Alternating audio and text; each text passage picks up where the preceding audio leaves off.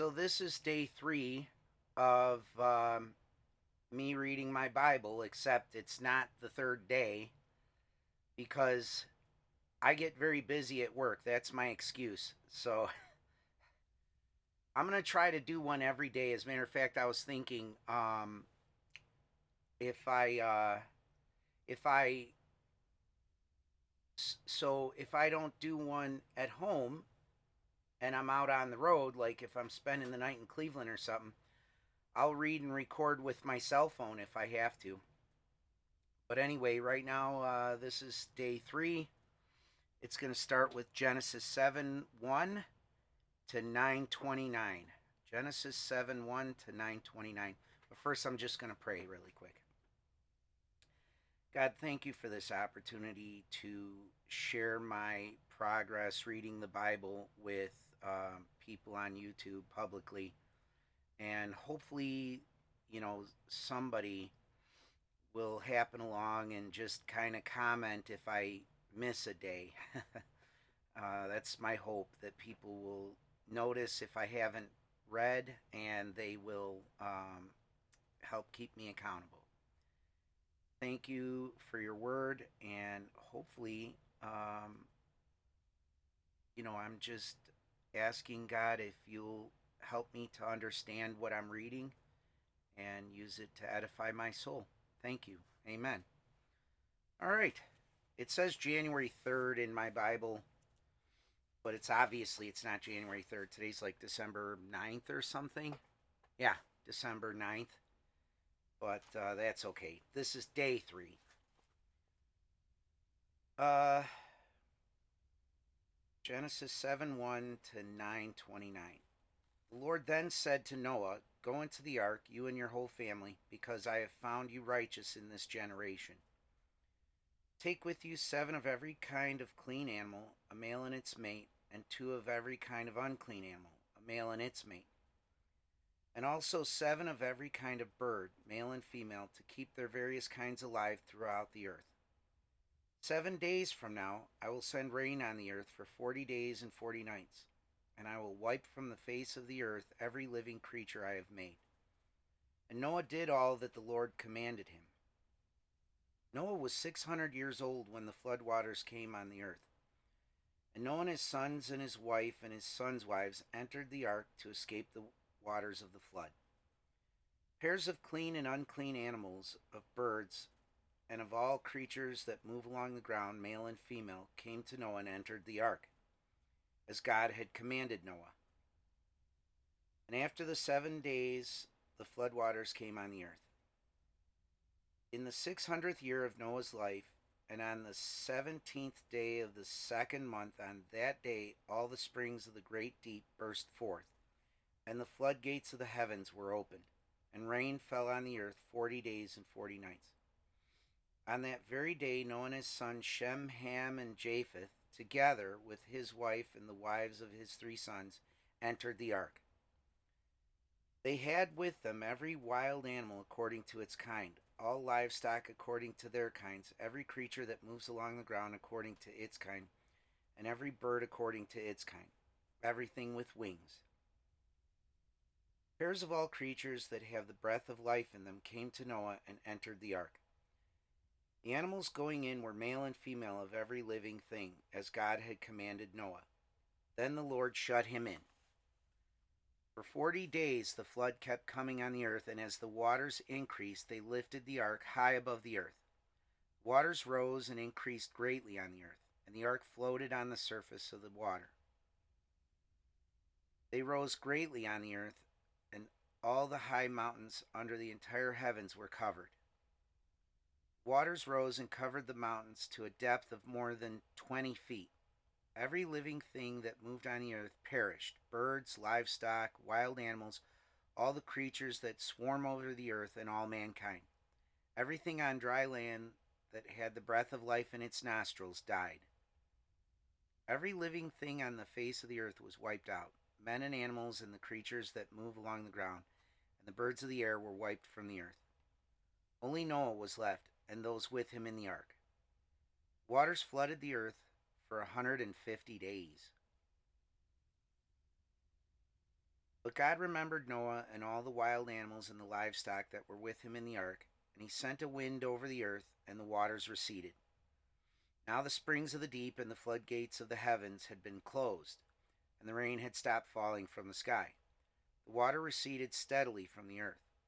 At the end of the 150 days, the water had gone down, and on the 17th day of the 7th month, the ark came to rest on the mountains of Ararat. Ararat? I don't know how you pronounce that. The waters continued to recede until the 10th month, and on the first day of the 10th month, the tops of the mountains became visible. After 40 days, Noah opened the window he had made in the ark and sent out a raven, and it kept flying back and forth until the water had dried up from the earth. Then he sent out a dove to see if the water had receded from the surface of the ground, but the dove could find no place to set its feet, because there was water over all the surface of the earth, so it returned to Noah in the ark. He reached out his hand and took the dove and brought it back in. He reached out his hand and took the dove and brought it back to himself in the ark.